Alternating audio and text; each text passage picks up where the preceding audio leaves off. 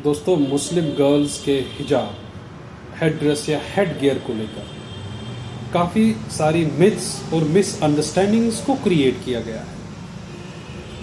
Myth number 1 कि ये in girls पे इनके घर वालों की तरफ से इम्पोज किया जाता है बाय फोर्स और इससे ये लोग प्रताड़ित हैं। गलत। दूसरा, ये फैशन एक्सेसरी है जो यूनिफॉर्म के कोड के अगेंस्ट जाता है। गलत। तीसरा, हिजाब एक बैरियर है इमेंसिपेशन एम्पावरमेंट ऑफ गर्ल्स का।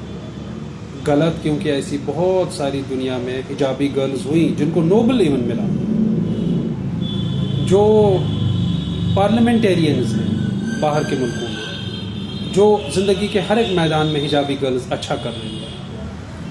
और चौथी बात ये कि हिजाब को लेकर किसी को डिस्क्रिमिनेट करना ठीक वैसा ही है जैसे रेस, कलर, क्रीड की आधार पे किसी को, कास्ट की आधार पे किसी को डिस्क्रिमिनेट करना है।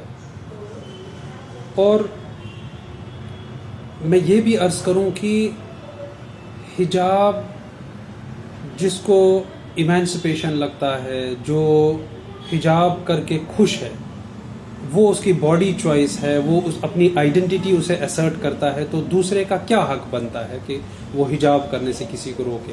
और सबसे बड़ी बात यह कि हिजाब करने से किसी को रोकना ठीक वैसा ही है जिस तरह किसी को हिजाब करने पे मजबूर करना। इंस्टीट्यूशंस के अंदर एंट्री और नो एंट्री को हिजाब का आधार बना देना सबसे बड़ा गलत है। और ये एक डेंजरस ट्रेंड सेट कर रहा है जिसमें हम इक्विटी का ख्याल नहीं रख रहे हैं, ह्यूमैनिटी का ख्याल नहीं रख रहे हैं, पर्सनल चॉइसेस का ख्याल नहीं रख रहे हैं, freedom to profess one's own religion का ख्याल नहीं रख रहे हैं, पर्सनल चॉइसेस का ख्याल नहीं रख रहे हैं।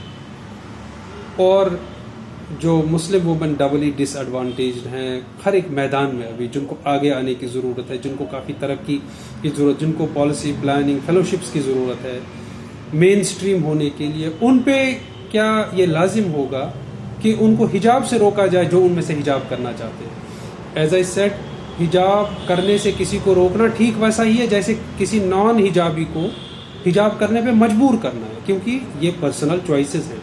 देयर आर मुस्लिम गर्ल्स जो हिजाब करती हैं और आगे बढ़ती हैं, पढ़ती हैं, लिखती हैं, ज़िंदगी में बहुत कुछ करती हैं। देयर आर नॉन हिजाबी गर्ल जो पढ़ती हैं, लिखती हैं, आगे बढ़ती हैं। देयरफॉर हिजाब को ना मुस्लिम वुमेन की एम्पावरमेंट, इमेंसिपेशन, लिबरेशन के साथ जब हम लिंक करते हैं अपने वेस्टेड इंटरेस्ट्स और हेट पॉलिटिक्स के लिए, तो ये गलत है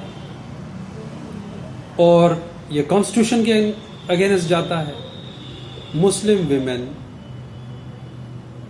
अपनी आइडेंटिटी जिस तरह असर्ट करना चाहे, जिस तरह आगे बढ़ना चाहे, with in the purview of their religion, with in the purview of their religious codes, और अगर वो इससे मॉरलिटी डिफाइन करती हैं, वो पर्दा को मॉडेस्टी डिफाइन करती हैं, तो उन्हें इसकी आज़ादी होनी चाहिए। मैं इस कॉन्फ्रेंस की वसादत से आप सबके सामने यही बात रखना चाहता हूँ कि पर्सनल चॉइसेस और बॉडी राइट्स, हिजाब या आपने क्या कपड़ा पहना हुआ है आपके तन पे, ये आपका बॉडी राइट है किसी भी मेल फीमेल का। क्या वेस्ट से लेकर पाकिस्तान तक क्या आज ये क्वेश्चन नहीं है माई बॉडी माई राइट्स, जहाँ पे लोग अधनंगे हो रहे हैं और दुनिया उसको राइट समझ रही है उनका, तो यहाँ पे अगर कोई हिजाब कर रहा है और उसे मॉडेस्टी डिफाइन करता है तो दूसरे को क्या एतराज होना चाहिए? इसको हम यूनिफॉर्म के साथ क्यों जोड़ दें, या इसको हम बाकी बच्चों के साथ कैसे रिलेट करें? वो किस तरह एंडेंजर्ड फील करेंगे? बाकी बच्चों का हिजाबी गर्ल्स की वजह से क्या हार्म हो सकता है?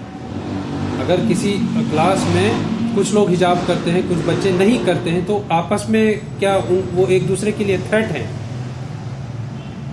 दोस्तों, इस्लामोफोबिया को किसी भी डेमोक्रेसी में पनपने ना दें।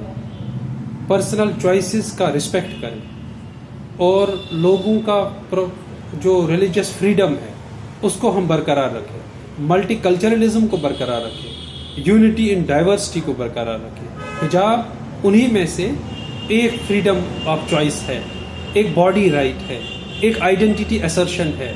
तो हिजाब के साथ पॉलिटिक्स ना की जाए और हिजाब को गंदी पॉलिटिक्स में ना घसीटा जाए। Thank you.